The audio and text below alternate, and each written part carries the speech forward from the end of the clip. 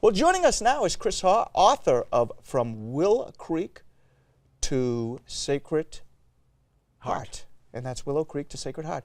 Chris, thanks so much for being with us. How are you doing today? I am great. Thanks for having me.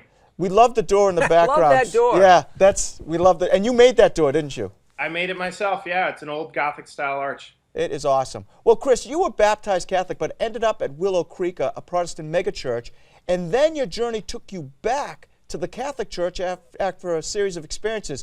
What are a few of the pivotal moments in this journey home? Well, one of the biggest things was even my Protestant friends paid a lot of close attention to Mother Teresa, and she always said, find your own Calcutta. And I went and found my own Calcutta, and it's Camden, New Jersey. And often when you find poor places, you find the Catholic Church there, actually. And so I ended up in the presence of and partnering with the Catholic Church. And I also found the liturgy of the Catholic Church, especially in its being centered upon Christ crucified and his sacrifice of love, even unto death.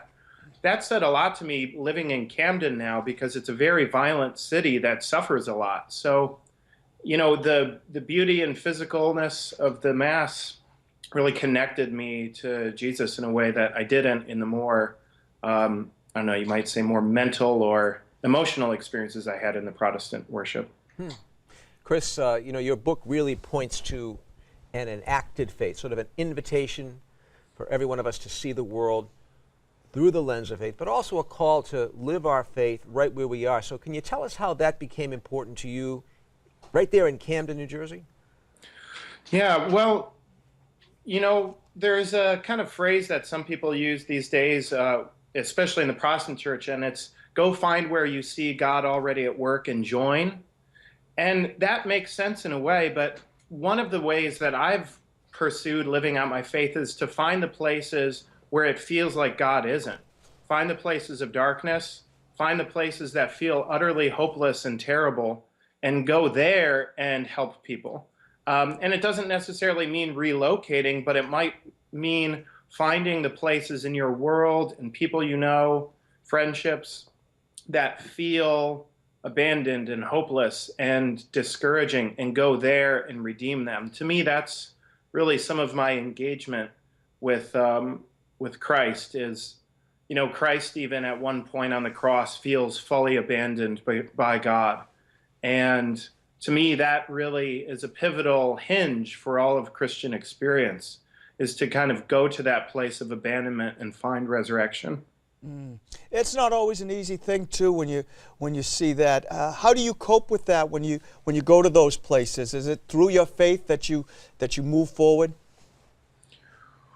Well, yeah, it is through my faith that I move forward. But one of the big questions is faith in what? You know, a lot of people have a faith in like a very warm and happy Hallmark card Jesus. But I think the Jesus of the scriptures is much more, I don't know, you might say adventurous or gutsy or risky, and doing things or engaging with people, you know, for myself, you know, engaging with drug dealers or prostitutes, or, you know, going into abandoned houses and remodeling them.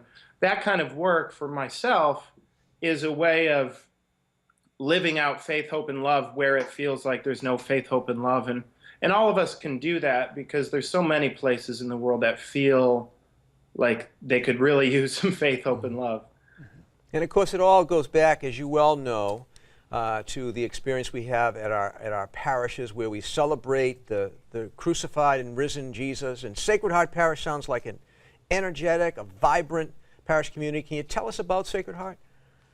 Yeah, Sacred Heart's an amazing church. It's built in the 1880s, and the people who come here all have you know, intentionally gone against the grain to come into Camden, New Jersey, the most violent city in the United States right now. And the parish is very beautiful. Like I came and joined right around Holy Week, when they actually they go and do the Stations of the Cross at places where people have been murdered in the neighborhood.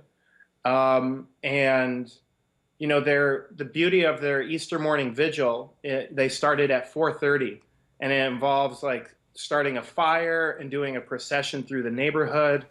And everybody is there because they have this distinct sense of how important and necessary it is for us to celebrate not just beauty and liturgy, but to celebrate a God of resurrection in a place that feels, very, very distraught. So I think it's a beautiful part of Sacred Heart that they kind of breathe upon these rituals that we all need so deeply to speak to our dying world.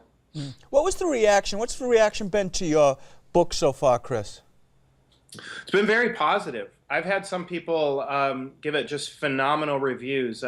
There's some Catholic theologians using it in the universities, which is very encouraging. Wow. Kavanaugh at DePaul is using it.